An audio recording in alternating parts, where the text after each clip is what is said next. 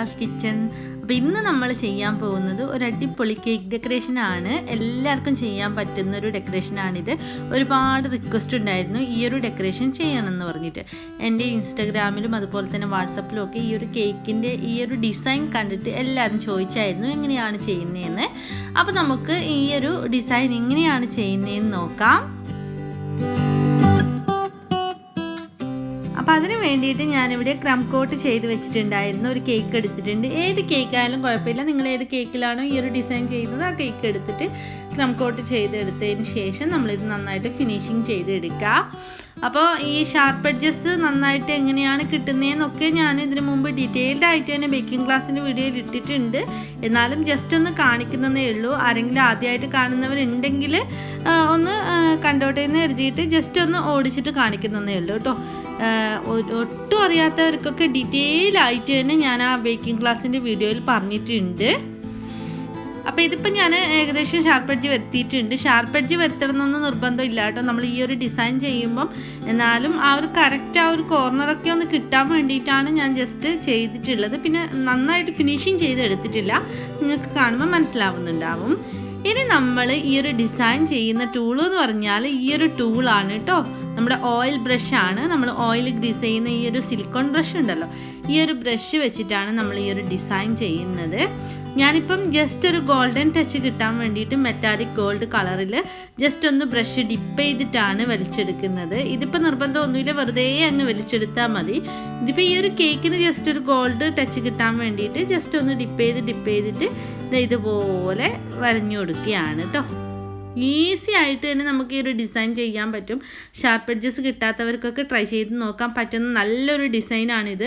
അപ്പോൾ ഈ ഒരു സിലിക്കോൺ ബ്രഷ് എന്ന് പറയുന്നത് എല്ലാവരുടെ വീട്ടിലും അവൈലബിൾ ആണ്. ഇപ്പം ഒരാളുടെ വീട്ടിൽ പോലും ഇല്ലാണ്ടിരിക്കില്ല. ഓയിൽ ബ്രഷ് എല്ലാവരുടെ വീട്ടിലുള്ളതാണ്.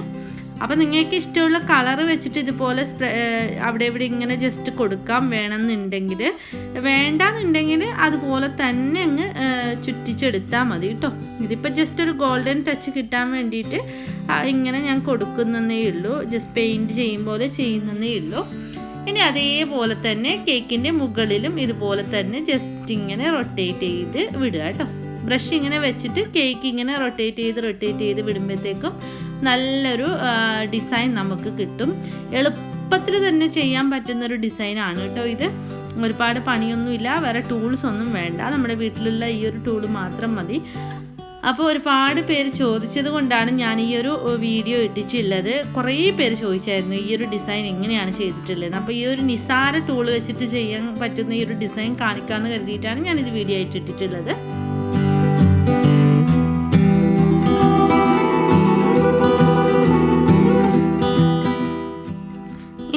ഫൈനൽ ഡെക്കറേഷനും കൂടി ഞാൻ ജസ്റ്റ് ഒന്ന് കാണിക്കുകയാണ്. അപ്പോൾ താഴെ ബോർഡറായിട്ട് കൊടുക്കുന്നത് ഇതുപോലത്തെ ഗ്ലിറ്റർ ഷുഗറാണ്. ഇത് ഞാൻ ഗ്ലിറ്റർ കേക്കിൻ്റെ റെസിപ്പിയിൽ എങ്ങനെയാണ് ഈ ഗ്ലിറ്റർ ഷുഗർ ചെയ്യുന്നതെന്ന് കാണിച്ചിട്ടുണ്ട്.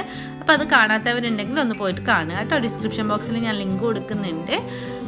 എളുപ്പത്തിൽ ചെയ്യാൻ പറ്റുന്നൊരു കേക്കാണ് ഗ്ലിറ്റർ കേക്ക് എന്ന് പറയുന്നത്. അപ്പോൾ ഞാൻ ഈ ഒരു ഗ്ലിറ്റർ ഷുഗർ വെച്ചിട്ട് ബോർഡർ വരച്ച് കൊടുത്തിട്ടുണ്ട്. ഇനി നമുക്ക് ഇതുപോലുള്ള mixed sugar balls, mixed vermicelli എന്ന് പറയും, ഈ ഒരു വെർമിസെല്ലി വെച്ചിട്ട് ഇതുപോലെ ബോർഡറിൽ വെച്ച് കൊടുക്കുക. അത് ഇതുപോലത്തെ ഒരു സ്ക്രാപ്പറിൽ ഇട്ടിട്ട് ഇതുപോലെ ജസ്റ്റ് ഇങ്ങനെ ഇട്ട് കൊടുത്താൽ മതി. അപ്പോൾ എളുപ്പത്തിൽ നമുക്ക് ഇടാൻ പറ്റും. അപ്പോൾ ഇത് ചുറ്റിനും ഇട്ടതിന് ശേഷം നമുക്ക് വേണ്ടുന്ന ബാക്കി സ്പ്രിങ്കിൾസ് ഉണ്ടെങ്കിൽ അതും കൂടി അതിൽ ഒട്ടിച്ചു കൊടുത്താൽ മതി. ഞാനിപ്പോൾ ഗോൾഡ് സ്റ്റാർസും അതുപോലെ തന്നെ വേറെ കുറച്ച് യെല്ലോ കളർ സ്പ്രിങ്കിൾസൊക്കെ ഇട്ട് കൊടുക്കുന്നുണ്ട്. അതൊക്കെ നിങ്ങൾക്ക് ഇഷ്ടമുള്ളത് എല്ലാം കൂടി മിക്സ് ചെയ്തിട്ട് ഇതുപോലെ ബോർഡറായിട്ട് ഇട്ട് കൊടുത്താൽ കേക്ക് നല്ലൊരു ഭംഗിയായിരിക്കും കാണാനായിട്ട്. അപ്പോൾ ഞാനിതിൻ്റെ മുകളിലും കൂടി കുറച്ച് ഗോൾഡ് സ്റ്റാർസ് ഇട്ട് കൊടുക്കുന്നുണ്ട്. എന്നിട്ട് യെല്ലോ സ്പ്രിങ്കിൾസും കൂടി ഇട്ട് കൊടുക്കുന്നുണ്ട്. പിന്നെ കുറച്ച് പിങ്ക് സ്പ്രിങ്കിൾസും കൂടി ഇട്ട് കൊടുക്കുന്നുണ്ട് കേട്ടോ.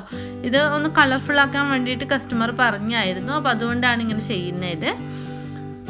അപ്പോൾ ഈ ഒരു കേക്ക് ഡെക്കറേഷൻ എല്ലാവർക്കും ഇഷ്ടമായി എന്ന് വിചാരിക്കുന്നു.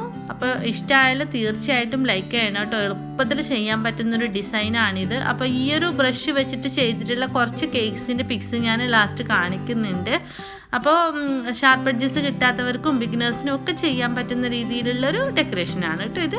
അപ്പോൾ ഞാനിതിലൊരു ടോപ്പറും കൂടി വെച്ച് കൊടുക്കുന്നുണ്ട്.